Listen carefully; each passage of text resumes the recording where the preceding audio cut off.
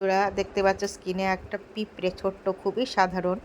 তো দেখো কাজ করতে করতে ডাইসে চাপা লেগে পিঁপড়াটা দুটো টুকরো হয়ে গেছে। এটা সম্ভবত পেছন পাটটা।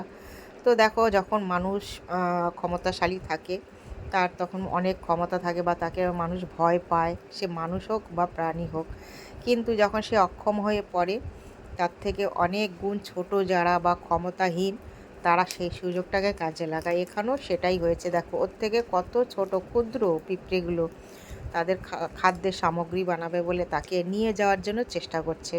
আর সে কিন্তু পাগুলো দিয়ে সমানে তাদের হাত থেকে বাঁচার জন্য লড়াই করে চলেছে।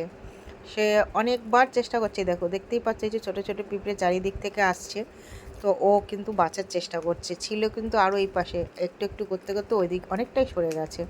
তো যাই হোক, এটাই হচ্ছে বাস্তব ঘটনা। আমাদের মানুষের জীবনে ঠিক এরকমই হোক। যতই তুমি ক্ষমতাশালী হও না কেন, যখন তোমার ক্ষমতা কমে যাবে, তখন দেখবে তোমার আশেপাশের মানুষগুলো, তোমার প্রিয় মানুষগুলোই তোমাকে এইভাবে টেনে হিঁচড়ে নিচে নামাবে। ভিডিওটা কেমন